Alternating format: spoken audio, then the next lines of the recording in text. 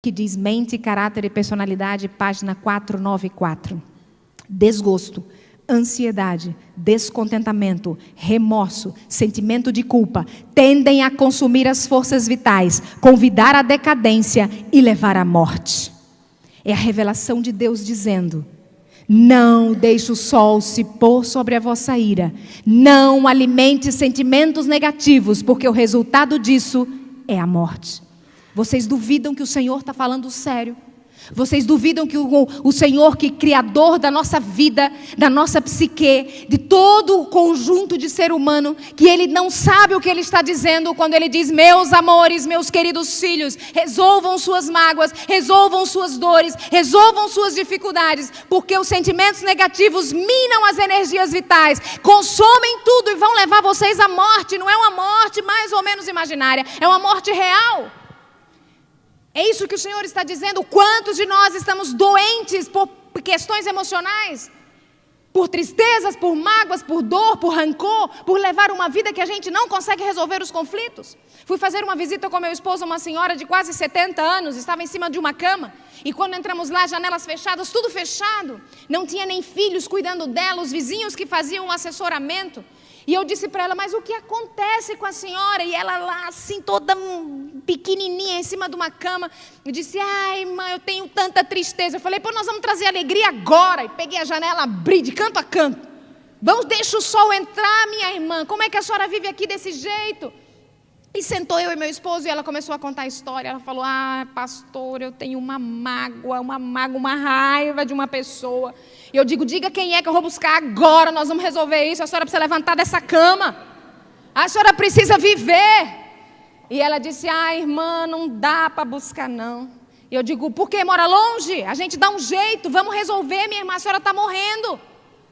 E ela disse: ah, minha irmã, faz mais de 30 anos que essa pessoa já morreu. Eu fiquei chocada. Mais de 30 anos que a pessoa morreu e agora ela estava morrendo também por conta de uma mágoa de alguém que nem está mais vivo. Queridos, quantos de nós vivemos essa experiência? A palavra de Deus diz assim, olha, isso é tão grave, que Ele diz assim: se você tiver uma oferta e for levar perante o altar do Senhor, mas tiver alguma coisa contra o teu irmão, tem que fazer o quê? Deixa a oferta lá, vai resolver o problema com o teu irmão, só então leva, porque se você levar com problema com o teu irmão, até a tua oferta será abominável. Vocês acham que o Senhor está brincando quando Ele diz isso? Vocês acham que Ele está pegando leve e dizendo assim: não, isso é uma coisinha qualquer, você resolve o dia que der? Ele está falando sério, Ele está falando para você: nós vamos resolver logo, nós não podemos brincar com isso. Aí você está sentado e fala: mas eu não tenho vontade não.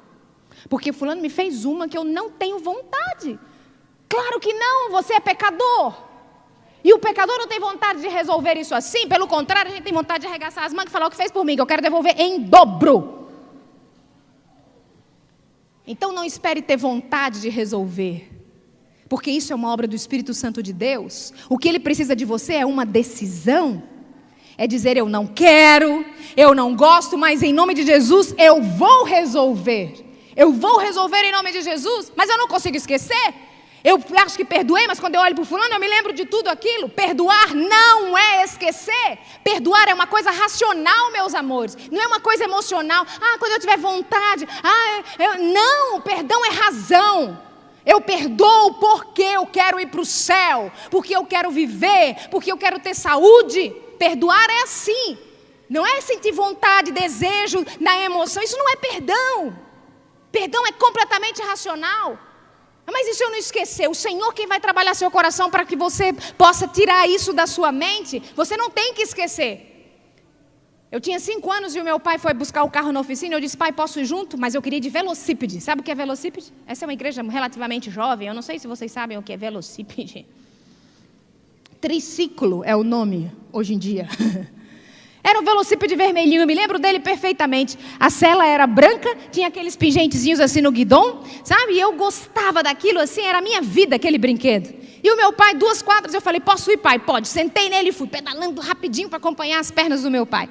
E quando cheguei na oficina tinha uma ladeira assim, ó, forte. Então eu segurei e pensei: se eu descer aqui, vai o ventinho no cabelo, vai ser uma delícia. Eu me preparei. Só que velocípede não tem o quê? Vocês conhecem. Não tem freio. Então eu me preparei, abri as perninhas, segurei firme, né? E dei o embalo com o pé, para poder descer a ladeira. E desci. Entrei na oficina, o ventinho. Quando eu entrei na oficina, que eu olhei no fundo, haviam aquelas latas de óleo para carro, várias abertas, bem no canto. E embora eu fosse criança, quando eu vi aquela cena, eu imaginei, se eu esbarrar nelas, eu vou me machucar.